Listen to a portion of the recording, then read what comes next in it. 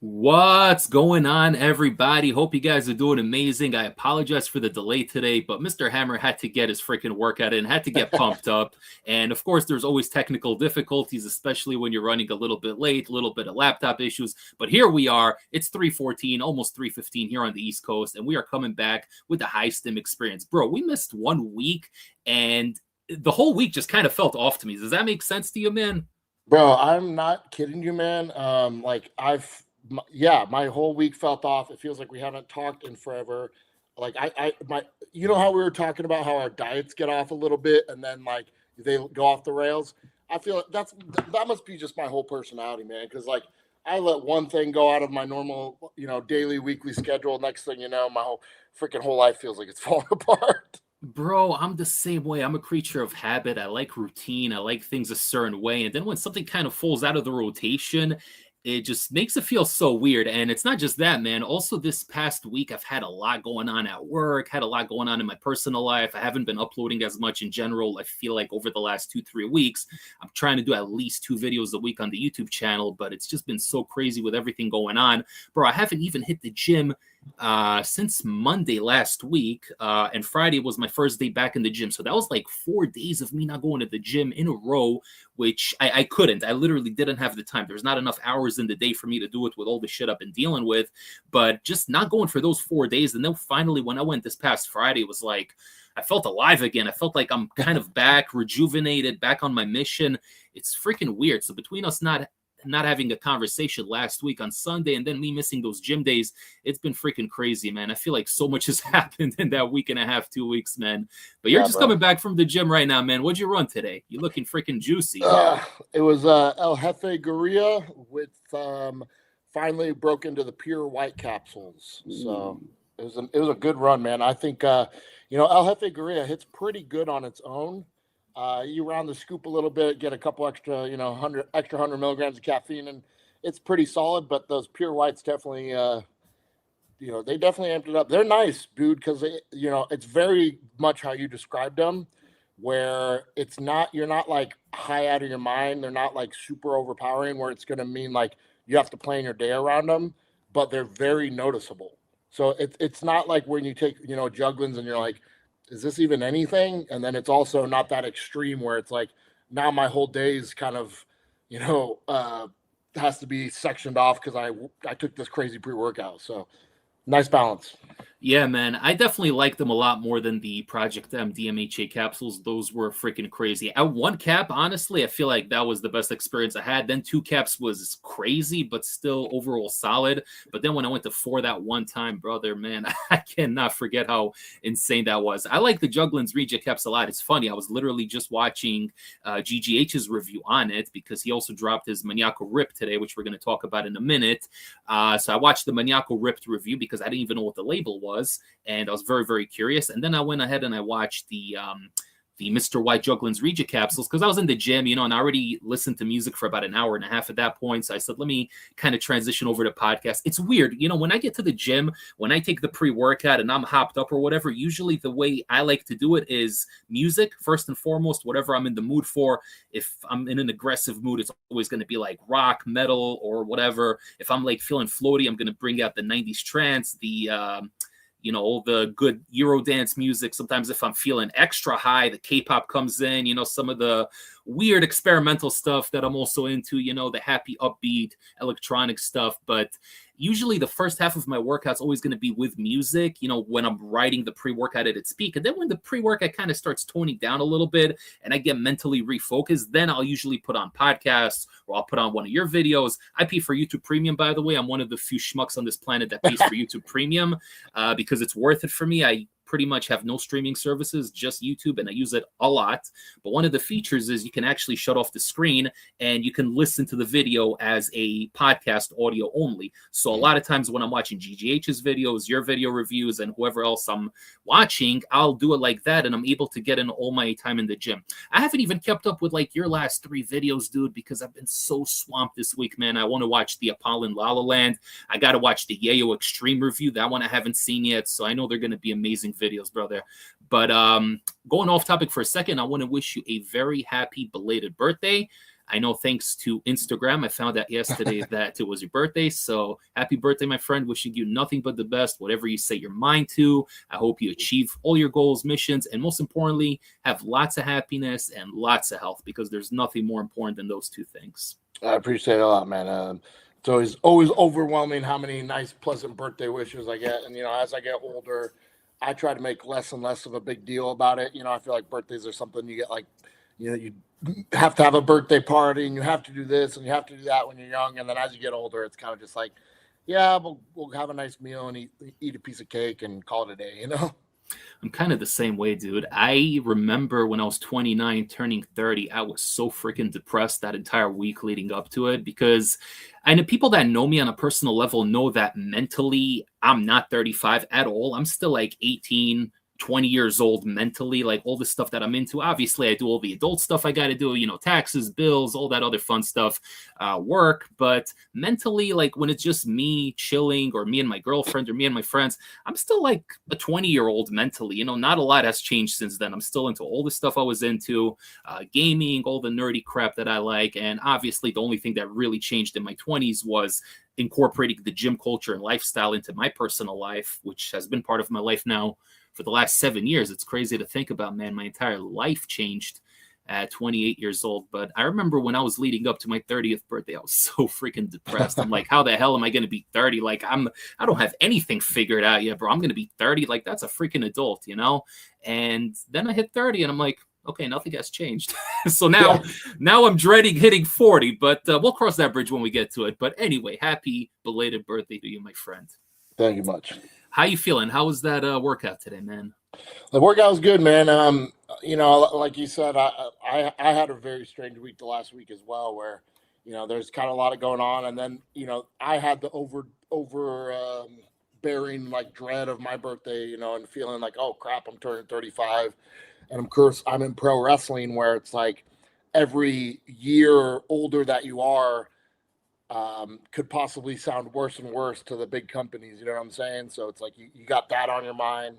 I was actually backstage this week. AEW was in Arizona, and I was backstage hanging out. So I put a lot of pressure on myself, like up until that. I was there, and then you're wondering if you're making the right connections and what's going to happen, and it was just basically stressing myself for no reason, for more or less. So to kind of be back in my routine and just focusing on doing my thing, like today felt very nice. Waking up with my girlfriend, we had a nice day together yesterday. Woke up, hit the gym. Gonna just try to get my bearings back on track and get my mind right. You know what I'm saying? Did you have anything good to eat yesterday for your birthday? Any cheat meal, ice cream cake, maybe something special? So, two things. We went to this place. I do this thing where I see these like Instagram, because that's how restaurants market a lot of times now, is like a lot of Instagram marketing. So I'll see these places. I'm like, oh, babe, this looks so good. And I'll send her like reels and things of their menu. And I'll do it. I'll badger her with stuff for weeks. And she's like, okay, let's go. I was like, no. Like, I want to fantasize about eating it, but I don't want to actually eat it, And then I have like the 1 or 2 days every couple months where I like actually, let myself do it. So we picked this place it was called the Delicatessen. And it's like, they specialize like New York style bagels. And so they have like really nice bagels. They have sweet bagels, savory bagels, sandwich bagels. And then they also have like really big, really good like deli sandwiches. So we went there. I got like a taco birria cheese bagel. I got like a cookies and cream sweet bagel.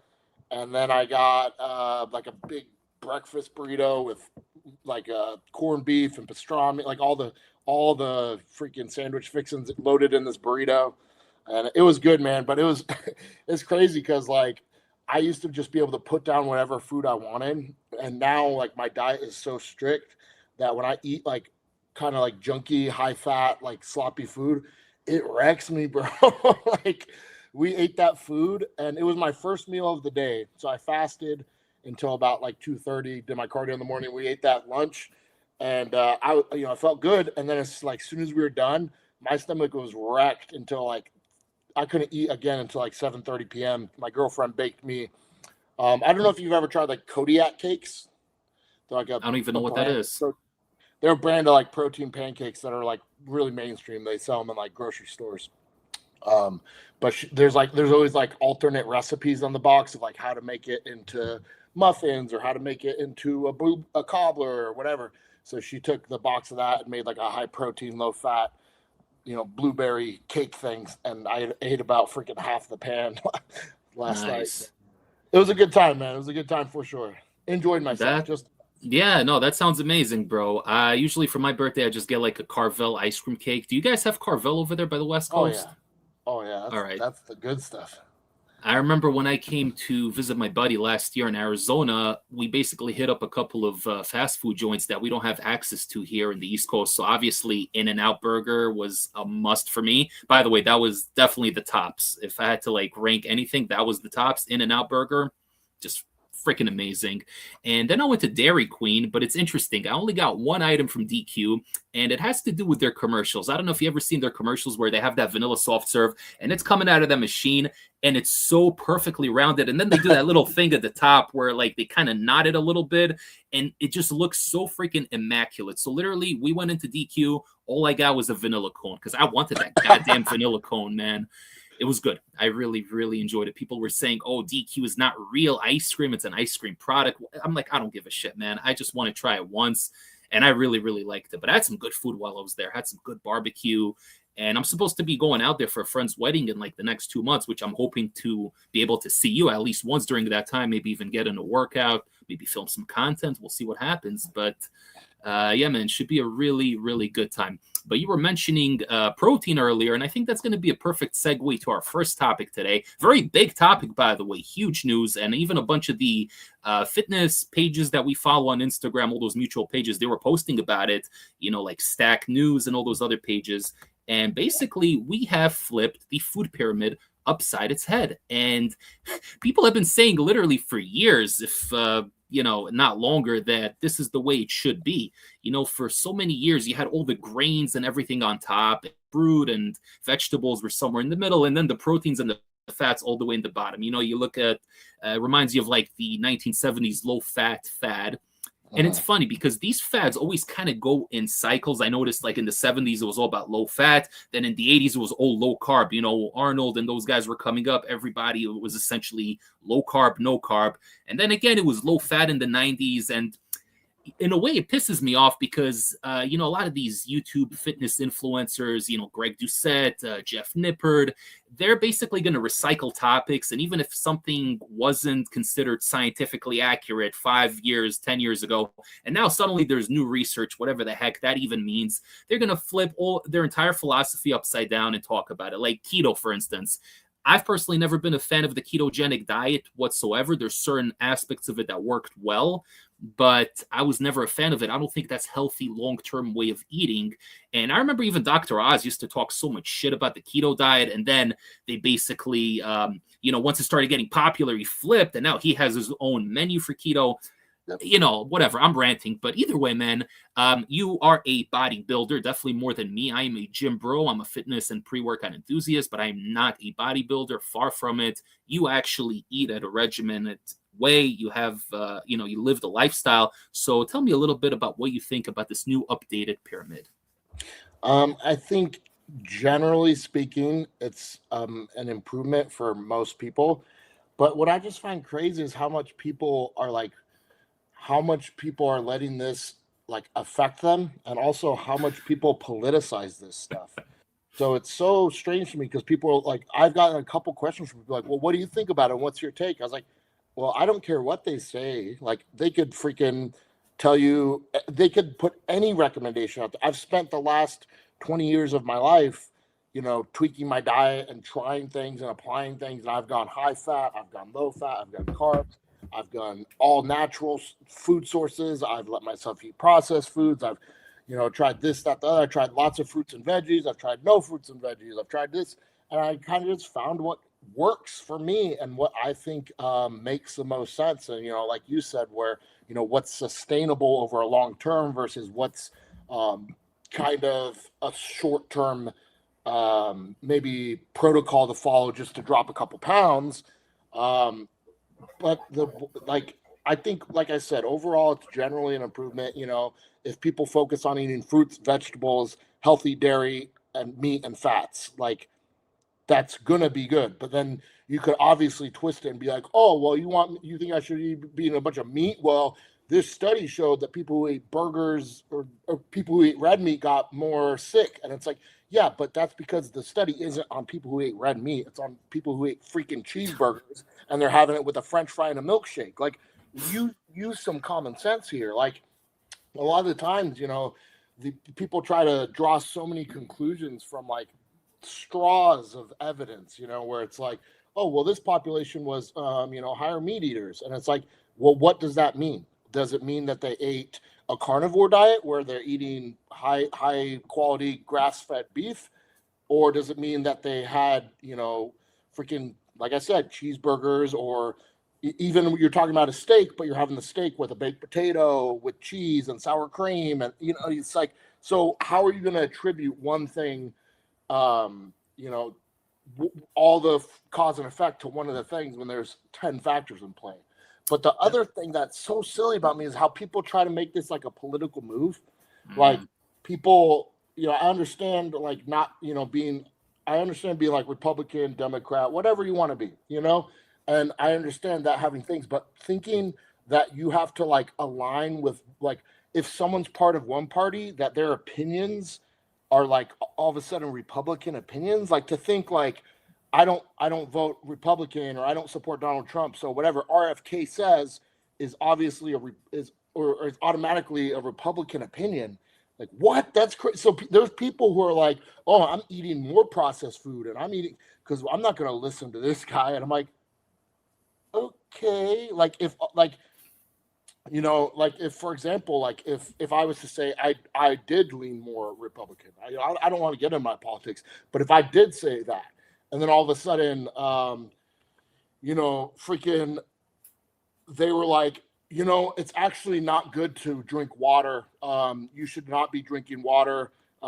Being too hydrated is very dangerous. I wouldn't go, oh, okay, I'm going to do that. I would go, that's stupid. I'm not listening to that. I know better. So it's like, I'm not going to go, just because this guy said this, I don't agree with his politics, so I'm going to eat more Cheerios and Lucky Charms. Like, it's madness the way people are letting this affect them.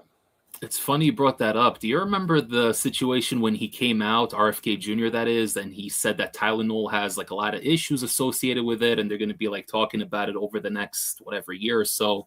Do you remember when people on the left started just like taking a shitload of Tylenol and making Instagram reels and stuff like, oh yeah, fuck you, RFK, I'm gonna take all this Tylenol for no reason right now. Do you remember that little trend? Or yeah, and it's like, it's just like, I okay, I understand he might be wrong, but he might be right.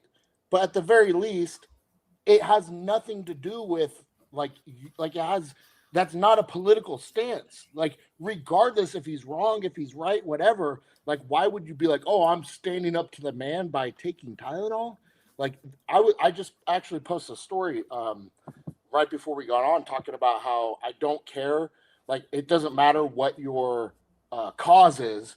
If you're the type of person, like if you're out like making a stand by blocking the roads, by blocking traffic and stopping people, because I saw this video where this woman was trying to cross the road, this elderly woman with a walker, and they wouldn't let her cross because they're doing an ICE protest. And I'm like, I don't care what your protest is, but if you are an asshole to the general public, you're wrong, and I disagree with you. You could be like, we're standing against child rape. And I could be like, well, I don't agree with you today because this is not the way to deal with it. So it's just like people try to like twist politics, and they just end up like, that's why we end up with so much hate.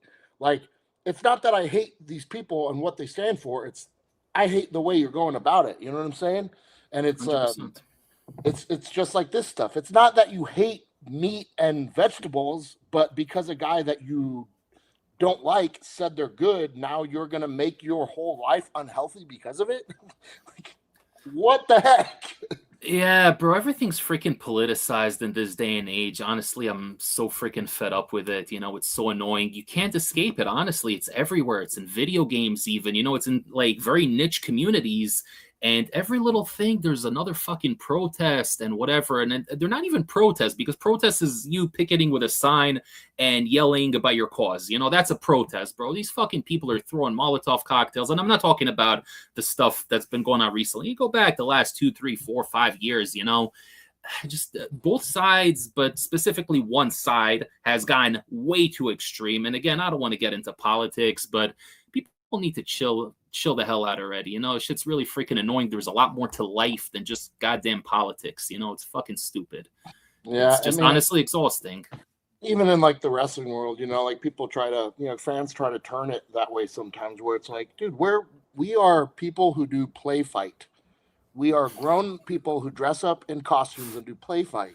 Like, stop trying to turn this into we're just trying to have an outlet for us to have some enjoyment and hopefully bring you some enjoyment. And if we could connect on that level, and it's like, I find some fans that connect with what I do and they support that, and I'm able to bring them joy, that means the world to me.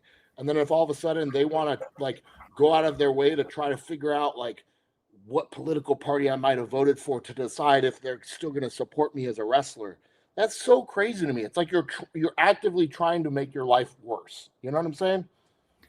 100%. And what drives me crazy in general, and this is the last political bit we're going to touch upon, is that when somebody identifies with like a certain side, whether it's right or left or whatever, they seem to always stick to that side, even if that side says something stupid. And it drives me crazy. I lean a little bit to the right, but I consider myself a moderate. I really do, because I'm a common sense person. I believe in common sense.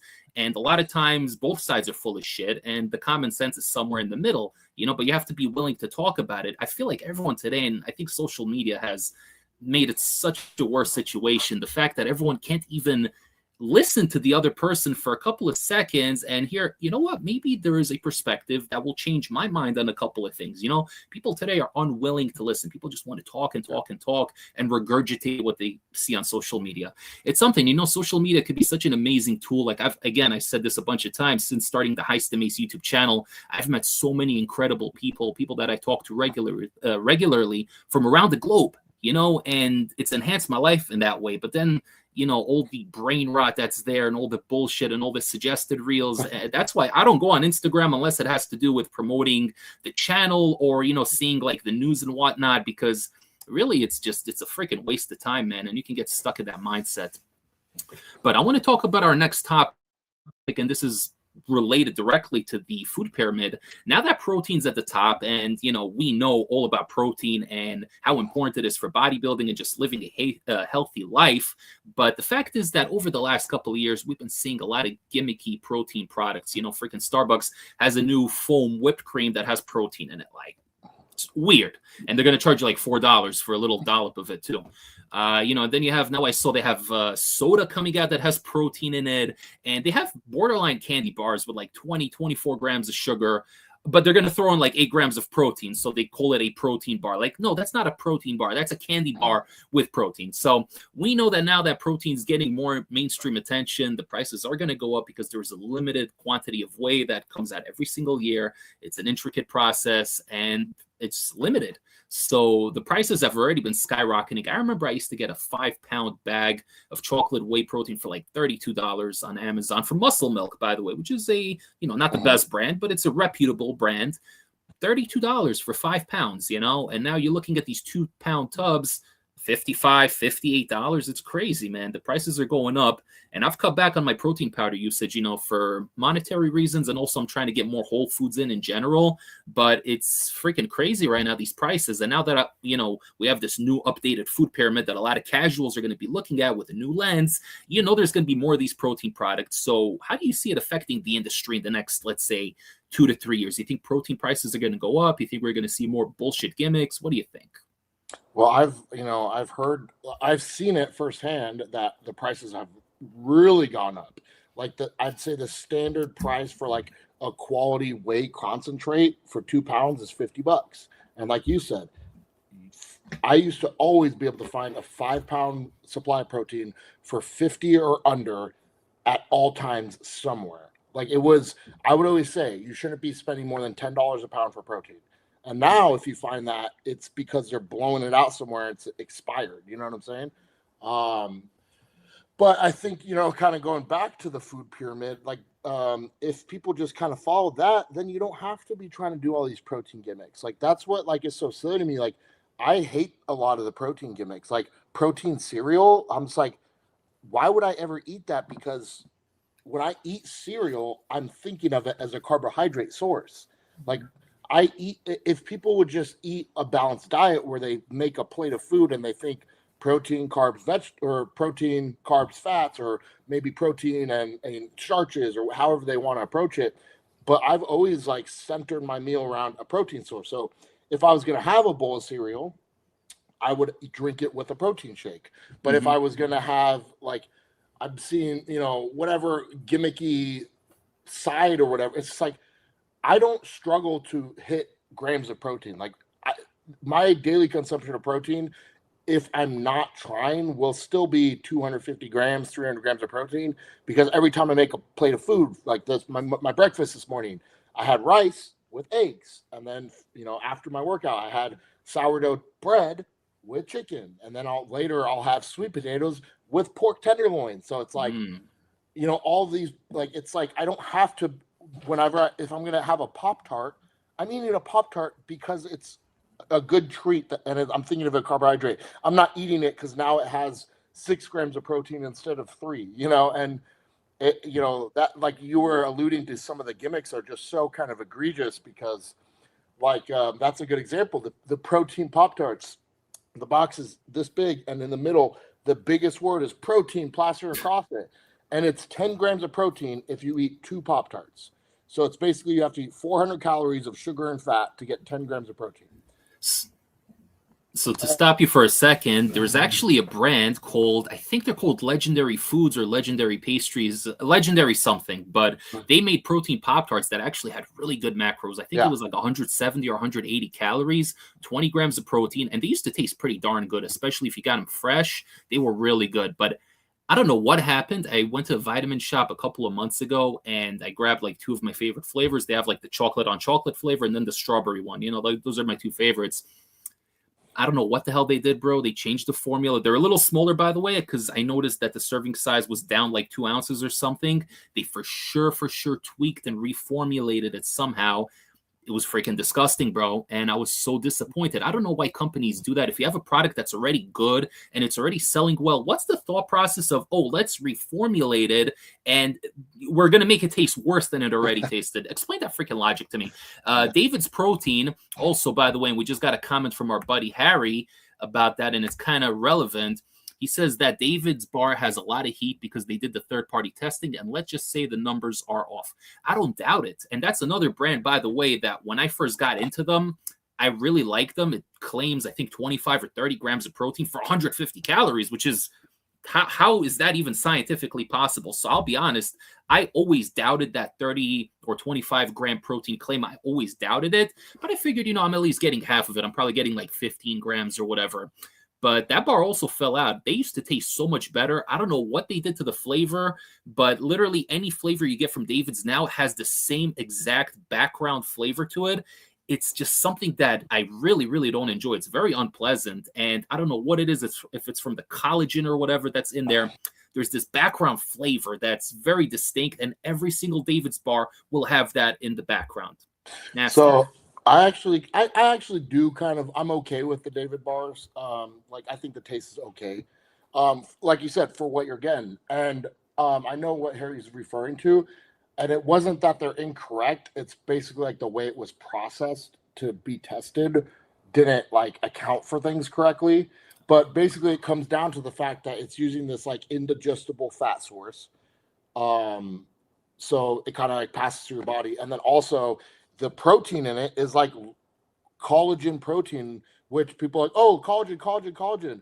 But a lot of like when you see like collagen protein being used in like bars and stuff, it's because it's a very low quality form, and like it does basically nothing for building muscle. So it's like if you were to eat like 2 of those bars and be like, wow, I just got my 40 grams of protein, that's not the same as eating 8 ounces of meat, you know? So Mhm. again, that kind of goes back to what I say. Like I pick up those protein bars and I'll pick up those legendary pastries that you were talking about, but I eat those because it's a little treat I can have without just feeling like a slob for eating like candy bars or whatever. I mean, sometimes I'll just get the candy like straight up, but Mhm. sometimes I actually like I've grown. Maybe it's because I've programmed my brain and I'm just stupid, like to like the taste of a lot of like the protein versions of stuff. Um, but I think I'll it just happens over time yeah, naturally because you're I'll eat used to it those, and it just becomes the norm. but I'm never like eating those as like, man, I have to get my protein in by eating this little treat. It's just, oh, I'm gonna have a little treat. I'll have the one that has a little bit less sugar, a little bit more fiber, and a little bit more protein. So if people just kind of approach their diet that way, I think that's the smarter way to do it. Because all these protein gimmicks, it's weird, man. It's weird when I see people who live like a fitness lifestyle, but they eat almost no real food. Like everything they do is like mixing xanthan gum with sugar-free protein or sugar-free pudding mix and protein powder and a little bit of almond milk to try to make this little bowl of whatever. And it's like, dude, just eat a normal meal for once, please. You know? Yeah, 100%, man. These days, I really try to eat as much whole foods as possible. You know, I've never been like a big veggie guy. I like fruit, but for some reason, I never buy fruit for the house. It's weird. I don't know. My job, they always have like apples and oranges and stuff. So like sometimes for lunch, I'll have an apple or whatever. But I do like fruit. It's just I don't eat it that much. The only fruit I really eat is watermelon in the summer because there's nothing like a nice cold watermelon straight from the fridge. You know, especially when it's like sweet and juicy. I freaking love it, man. Just such a great way to cool off. But yeah, man, a lot of protein gimmicks. And like for me personally, I don't care much when they release new bars or whatever because I don't eat that stuff often. You know, for me, it's like something if I'm on the go, if I'm driving the whole day for work and like I have like 5 minutes to stop by a convenience store, 7-Eleven or whatever, you know, then I'll get myself like a cup of coffee and I'll maybe grab one of those protein bars, you know, so I have like something to eat. But I rarely eat that stuff. I really don't. I just got myself some Quest bars, the Quest protein bars, the pumpkin pie flavor, which is actually surprisingly solid. You know, like around October, November time. I think I got it in November, so I've been sitting on it for like 2 months, and I still haven't finished it. So, you know, it just goes to show you I don't eat that stuff often. I will have one shake every day, 2 scoops usually, or 1.5 if it's like an Apollon one that tends to be pretty thick. You know, with unsweetened almond milk, and the rest I just try to supplement whole foods because, again, in the end of the day, all this stuff really is just gimmicks. Yeah. Let's get into a little bit of wrestling right now. We have 2 bits of news, and we are going to start actually with TNA, Impact Wrestling, because I know you had a brief association with them. I used to love watching TNA back in the day, like during 06, 07 I started, and I think I watched all the way until like 2014 when Billy Corgan came in and he took it over eventually. I felt like it just kind of went downhill afterwards, but I love that period when Russo was there initially writing for TNA. I thought they were freaking amazing, and they were drawing big crowds. They were getting great ratings. They almost had like a 2.0 rating, which is more than Raw has now, which is just crazy to think about. When they were on Spike, that was their peak. I love TNA on Spike, and it was a good fit. Also, Spike always had like extreme edgy content. TNA had the X Division, a lot of matches with blood, more adult characters, the Beautiful People, Abyss, Judas Messias. You know, like I freaking loved all those characters. I love TNA. I was a huge TNA fan, and people always used to shit on it, and I never understood the hate. Like the internet wrestling community, it's a lot of weirdos, man. A lot of weirdos in that community. A lot of cool people too, but unfortunately, the vocal minority or whatever has to ruin it for everybody. But I remember really enjoying TNA. I thought they had great storylines and intriguing characters, and it was a true alternative to WWE at the time. You know, when they went PG in 2008 and the product felt very neutered and very safe and kid-friendly, TNA was really upping the ante, and I really enjoyed it. But they've been struggling, you know, ever since they got off of Spike TV. They've been bouncing from network to network. They were on freaking Pop TV for a while. I mean, Jesus Christ, Pop TV. You know, I used to make a joke to like mess with WWE fans. I used to say TNA is popping on Pop TV, and it was like a stupid little catchphrase. But then they went on, what was the other one? Destination America. That was another channel nobody heard of. And I don't even know what happened after because I stopped watching. But now finally they are on AMC, which is a channel that a lot of people have access to, a channel with a lot of history, reputation. So I'm very happy for them. and I really hope they succeed. Again, I haven't watched TNA in many, many years, but I hope they do well. And there's definitely some stuff on the shows that I saw that intrigued me a little bit. I was just reading a little bit of the recap. What do you think about them going on AMC? You think this is a good win for them? Well, first of all, I gotta let you know something. I don't know if you know this, but the first ever like national wrestling show I was a part of was a show called Paragon Pro Wrestling. And what's crazy is I still every once in a while will run into a fan that's like, I used to watch you on Paragon. And Paragon was on Pop TV right before TNA. Wow. And we were on there for a couple months. And then I remember we had like this meeting at our show because the guy who ran it was like, he thought he was Vince McMahon. Like he really was talking about like, oh, we're the next big thing and trying to make us sign these crazy contracts, et cetera, et cetera.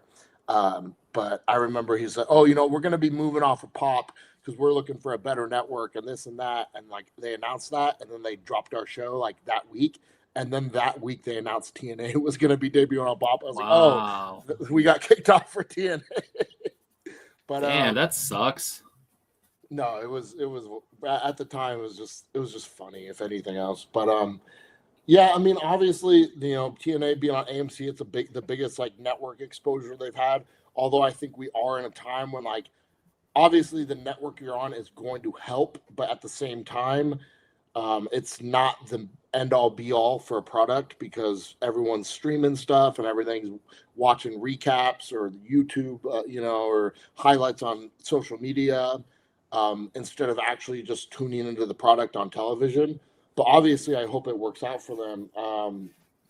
I've seen, obviously I have a little bit of, sourness and bitterness about, how things ended with TNA myself. And, I've seen them make some choices that I like from the outside looking in, I'm, kind of scratch my head at. Obviously they just had this big, they just got this big money deal. And they're going to be potentially getting more exposure and more money than ever. And they also let 4 or 5 of their guys, like they didn't re-sign them, and they signed contracts with AEW this week. And it's good for those guys, because now they're making money and hopefully going to do better than ever. But it's like these are guys that like, why didn't TNA make a play for them? And I'm hearing rumors about them not wanting to, lock guys into contracts and not so I don't know. I don't know that. I just hope the best for them. Obviously the more jobs there are, and I would never want, a fellow wrestler to starve because, a company doesn't succeed. So I guess time will tell, how this plays out. Is it going to be a big needle mover for them or not, 100%. And you're right about the streaming. A lot of people are streaming these days. And YouTube, you mentioned YouTube. I watch JCW, Juggalo Championship Wrestling, on YouTube. It airs on Thursdays at 7 p.m. But here's the thing. That show, in my opinion, is so good and entertaining that I try to catch it live. And ever since Vince Russo started writing for that show, 7 weeks, 6 weeks, whatever it's been. I think it's been 7 weeks at this point. I've been watching it live every Thursday, and it goes back to, if it's good, people are going to watch it, and they're going to want to watch it right away. That show's been freaking entertaining, man. I've had so much fun with it. They're really getting into a lot of deep topics, and I don't know, it moves very fast, so you have the matches, which usually the matches are anywhere from like 7 to 12 minutes. That's kind of like the average match length that they have, which I'm okay with. I think that's a great length for a match. Then when you have your big shows, I don't think they even have pay-per-views or anything like that yet, but they're doing the YouTube thing. It's working for them. So I'm really, really happy. But speaking of TNA, do you think WWE is eventually going to try to buy them out? Because they've had this partnership going right now, and I don't know who's really benefiting more from it. I mean, TNA did just get AJ Styles, who signed with WWE to appear on their show. So that was pretty cool. But it's not like he wrestled a match or anything. He opened the show, which is great. But it seems to me like WWE has been benefiting a little bit more. And, they're also going to be able to poach top talent if they choose to, because they have the money, they have the resources. And obviously, it's all about dollars and cents in this industry. Do you see them eventually wanting to try to buy TNA completely?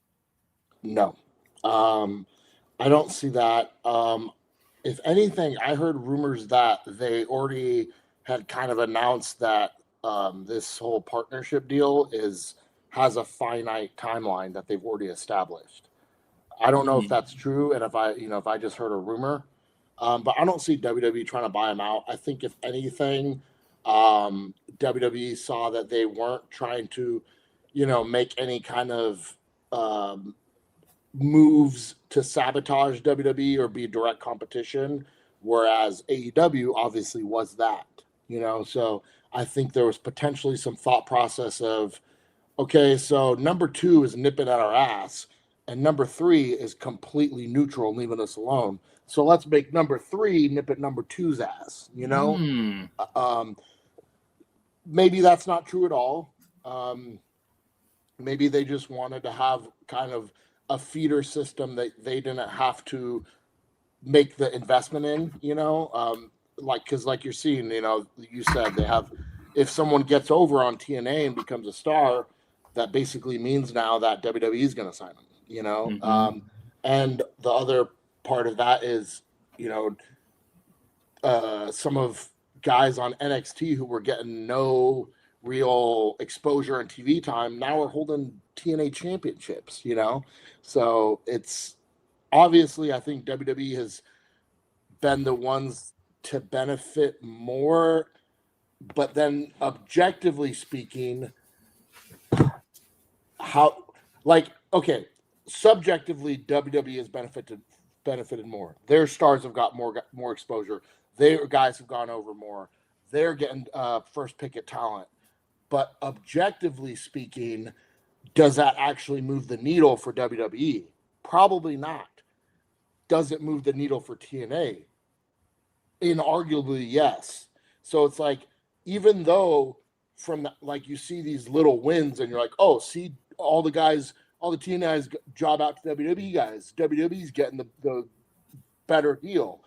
But it's like, this, if you took this TNA deal, if it had never happened, would it have any effect on WWE's money, their revenue, their whatever? No. If you take this WWE deal out, and it never happened, would TNA even have this AMC deal right now? Mm-hmm. You know what I mean? So objectively speaking, even though WWE is getting the better deal, it means more to TNA. See, this is why I love having your perspective, because you just broke it down in a way that I didn't even think about, because I'm just looking at it from a subjective point of view, but you're just breaking it down and everything you said makes 100% logical sense. So, yeah, that's interesting, man. That's very interesting. We have a question here, and this is actually going to tie into our final topic here. He says, hey, are either of you two going to buy Logan Paul's Pokemon card? My God. Yeah, how much is it going for? Like $6-7 billion, something like that? Or no, 6-7 million? I don't even know, man. How much is it going for? I have no idea. This is news to me. Yeah, he had basically, I remember he came out, I think in WrestleMania, he came out with it. So he got this card. I know the name. It's called the Illustrator card. It's got like a Pikachu with a, not a marker, like a paintbrush, basically painting a scene. And it's supposed to represent like the creation of the entire Pokemon series, right? I think there was ever only one made. It's in Japanese, and supposedly it's a 10 out of 10 mint condition. So he got like this crazy necklace for it, like diamond studded, obviously, because of course he's going to do that. And, he came out on WrestleMania. I forgot, it was like 2 years ago or whatever, but it was relatively recent. And now the value of that card went up even more. And he listed it right now on auction for sale. So freaking crazy, man. Like, I'm a huge fan of, trading card games and stuff, but I would never spend crazy money. I wouldn't spend $100 on a card, Yeah, I'm just cheap like that. I don't need a card to be 10 out of 10. Who gives a shit, I got my little Pokemon and Yu-Gi-Oh collection. They're in decent condition, but I use them for my own benefit. It's not like, I'm planning on reselling them or whatever. But a lot of people are really getting into Pokemon cards now, which is crazy because they're about to have their 30-year anniversary. I remember when it just came out when I was a kid. I was playing the Game Boy games. I still play the DS games, the older ones. And it's crazy to think how far they've come, man. It's freaking insane. Let me see. We have another comment from Mr. G. Says, didn't Logan pay $3.5 million for it? Yeah, it's possible that that's what he paid for it. And then, now the value is $6 or $7 million. I said billion by accident earlier. I meant to say million. Yeah, imagine $1 billion for a freaking card. Holy shit. Yeah, so Harry is saying it's going for about $6 million. So, yeah. And now he's apparently into collecting One Piece cards. That's an anime that I watched a little bit of back in the day. That's like an anime that's been going on since the 90s, and it's still going on right now. So there's literally like thousands of episodes. I can't even fathom like trying to get into a new show. And there's like literally thousands of episodes. It's freaking crazy. Yeah. My ideal length for a show is like 12 to 50 episodes. That's like my ideal length for a show. Well, hey, I don't want to derail us into a whole other conversation, but if you were going to recommend a good like anime to watch, like I'm looking for a new show to watch during cardio. Is there one that's on streaming service that you like? Like on Crunchyroll? Like no, like on like Prime or Netflix or anywhere, to just pull up a show and watch. So I need to ask you a question first. Are you a complete newbie, beginner to anime, or have you watched anything in the past? I'm trying to think. Like I've watched like some shows, like, but not. I have never was into like any of like the classic animes. Like I just watched one that was actually like a new one that Netflix did called Blue Eyed Samurai. Never heard of it. It literally came out like 2 or 3 years ago. But I enjoy that because like you, I still have the part of like me that's like a child and likes like fantasy action, superhero-esque type vibes in my stories. So like like I talked to you about Invincible. Invincible is one of my favorite shows I've ever watched. So anime is something that intrigues me, but I know some of it is a little bit too out there or a little bit dated or a little bit too childish. So I'd ask you. So I'm very picky when it comes to anime. I mean, I've watched my share of anime across the board. You have your like adventure anime, you have your slice of life, you have your superhero action stuff. What I'm into personally, especially now that I'm a little older, I like psychological deep anime. So Berserk is up there. That's a very iconic series from the 90s, which only had 25 episodes, but the manga is still ongoing, despite the fact that the author passed away a couple of years ago, but his apprentice took over, but that's still ongoing. You have Baki, which is like very into fighting, so you might be into Baki, but it gets a little brutal with the gore, like you would think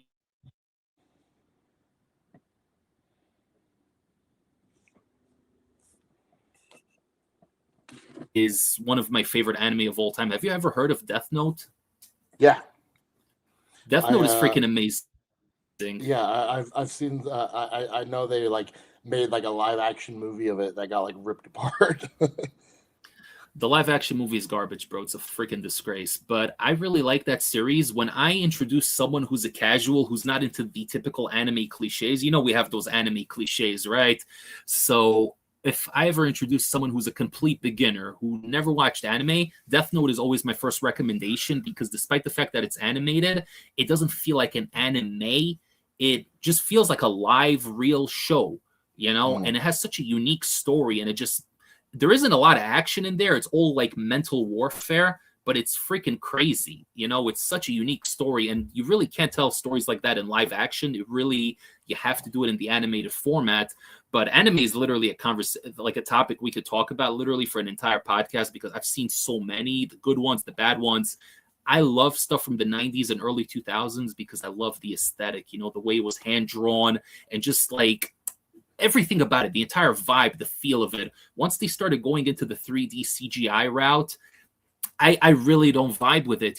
Our buddy Harry's mentioning Chainsaw Man in the chat, and that's a really good one. I love Chainsaw Man, but the animation on that, they went like full 3D animation in it, which, like I let it pass because the story is great and it's captivating, but I will always take that 2000s early animation pretty much till like 07, 08, and then it kind of started shifting little by little. But for you specifically, if you're looking for something that's like more fast-paced, entertaining, and you mentioned superhero stuff, you have one called My Hero Academia, which I haven't seen, but my girlfriend watched all of it. She really liked it. It's a lot of action. It's very colorful, very vibrant, but it also has very dark moments. So you have certain episodes that are like light superhero stuff, but then shit gets real and it gets pretty fucking dark, So you might like My Hero Academia. I know that one for sure is streaming on numerous sites because it's one of the popular ones from like the last 10 years. Then there's another one that's a little bit more niche, but one that I really like. It's called Assassination Classroom. So basically kind of a similar concept. They recruit, there's like an island that has a school, and they recruit different students with special abilities. So think like X-Men, right? Where they have like mutant abilities, but they don't know how to develop them properly. So they recruit these students, and, there's like a whole classroom of, I guess you could refer to them as degenerates. They're like the fuck-ups, basically. So they put them in their own little section on the island, and they're actually being trained for a secret mission without knowing it. They think they're just, doing their regular classes and stuff and learning how to hone their powers, but really they're trained for like a top secret mission without them knowing. But it gets really, really dark. It starts off light and simple and, anime fights and whatever, and it gets really fucking dark. But that one's shorter. My Hero Academia is like 6 or 7 seasons, so it's, a lot. But then this one, Assassination Classroom, it's only like 50 episodes, and the whole thing's already complete. So one of those two, I think you will enjoy a lot. Right on, brother. Well, I appreciate the recommendation. Yeah, I'm a fucking nerd, bro. So this is stuff I could talk about for hours and hours, man. But let's get into our final topic. Let's talk about Logan Paul. So he signed a full-time deal with WWE, which was expected. I knew it was a matter of time before he was going to do it. He's getting a lot of praise from a lot of people, and we've even put him over on this show in the past. Very talented guy, not from the business, but he adapted very quickly. But we also mentioned the other side of things. I think you mentioned that certain people would be pissed off because he didn't, quote unquote, pay his dues like a lot of other wrestlers. And I saw a quote here. I'm going to read it from my phone from Kevin Nash, who's a veteran of the business, New World Order and whatnot. So Kevin Nash went off on Logan Paul, and I'm just going to read it exactly verbatim. That motherfucker, from what I heard, he's making like $5 million for a fucking limited, and those motherfuckers out there are making house shows. Fuck you. That's from the boys. I don't give a fuck how many people are following you. If you said you had 24 fucking million Rhodes Scholars following you, motherfucker, man, I would be like, dude, you are fucking Jesus. You got a bunch of fucking idiots. I apologize for the excessive F-bombs. Yes, so Kevin isn't too happy about it. What's your take? I'm curious how he actually feels. You know what, Kevin, I've always been a fan of his as a character. I think people always make the joke, oh, he tore his quad. Shit pisses me off when people say that, because he's literally one of the coolest people. And even when he was in TNA in those earlier days, 06, 07, 08, he was a huge part of that company, and he had a very unique look. He wasn't dyeing his hair at the time, so he had the long silver hair, the silver beard. Bro, he looked freaking super unique, and he was still jacked. I think he's still jacked as hell to this day, so as a wrestler, as a character, I freaking love him. Politically, don't really agree with him on a lot of stuff. I think he says a lot of stuff that's a little asinine, but at the same time, it's very hard for me to criticize him because of his son's passing. You know what I mean? So that's something he has to live with for the rest of his life. And every time he makes like a very negative comment, I just remember in the back of my head that he's living with this reality for the rest of his life, which is just horrifying. I can't even imagine. I think that was his only child too. Yeah. So every time he makes a rant or whatever, I kind of always just give him a pass, even if I disagree. Because I'm like, this guy's just surrounded by this negative feeling 24/7, so. But it is an entertaining comment, though, whether you like Paul or dislike him, whatever. I thought it was an entertaining comment. But what do you think about him signing full-time with the WWE? I think it's interesting. I'm curious, what that contract looks like, because I'm sure it's a lot different than the standard. It's not just, oh, I'm signed for this amount of money and I'm going to do whatever you say. It's probably very specific about how many dates he's expected to do and how much time he can take off, and et cetera, et cetera. But I definitely understand the Kevin Nash viewpoint. I was literally having this conversation at the gym today where it's hard not to be in that viewpoint as a wrestler, because it's I just turned 35. I've been doing this about 15 years. My body freaking hurts. This morning when I was getting out of the car to get the gym, I was just like, man, I'm just in so much pain that I shouldn't be in, I'm not just sore from working out. It's chronic, and some days it doesn't bother me and some days it's overwhelming, but at the same time, it's just part of it. But then, for example, I'm, like I said, this week, I wrestle, or I was just backstage with AEW, and I'm seeing a couple of guys there who got signed, and I'm just like, man, like I put in so much more work than you, and like this is like a party to you, and you'd rather, like, and maybe I'm just projecting, and maybe I don't know the full story, and most likely I don't. Most likely I don't. But to have that resentfulness and that bitterness and that, why do they get this and I don't, it's just not the way to live, man. Like you gotta live on your path, and I don't want to make this all religious, but I trust God. Like I trust God that He has a path for me, and sometimes it freaking sucks, and I don't understand it, and I see other people get the things that I wish I had, but there's a reason that things happen. So it's like Logan Paul. Why does he get to make 5 million? He never had to work house shows, and he had never had to do this, and he's never set up a ring. And it's like, okay, like you could waste your time thinking like that, or you could just focus on your own path. So any wrestlers, obviously Kevin Nash is speaking after the fact, but like the wrestlers of the current era just got to kind of see it that way, but roundabout getting back to it, it'll be very interesting how it plays out, how much bigger a part of the show he potentially becomes. Like, is there potential where Logan Paul is the WWE champion at some point? I think it's inevitable. I think at some point it will happen. I don't know if it's going to be the main belt or the secondary one. I forgot which one's. That's what I mean. Is like is there a chance that he is the top guy representing that company at some point? I mean, shit, David Arquette did it back in the day, so I don't see why. I don't see why Logan Paul couldn't do it down the line, man. But yeah, it's definitely interesting. I haven't been watching WWE. I stopped watching already a while back. In general, the last couple of years, I've just been watching like the big 4 or 5 pay-per-views, PLEs, whatever you call them. I'm always going to be used to calling it pay-per-views. But, I catch highlights on YouTube. I do listen to the Russo show, so they're always like, talking about the recap and stuff. But I haven't really been interested in watching it. The only wrestling show I'm watching right now is JCW because I really been enjoying the shit out of that show. But I watch segments, on YouTube. Thank God for YouTube. I see there's an interesting segment on AEW with MJF, something interesting, a return, a debut, whatever. Thank God for YouTube, man. And I have it ad-free because I'm a schmuck that pays the $22.99 for 5 accounts, but you know what? I love my YouTube Premium, and I will stick by it. Did we get any questions on Instagram today? I saw you posted a little thing earlier. I think Instagram ran dry. I had some from last time that I thought I saved somewhere, but I have no idea where I did.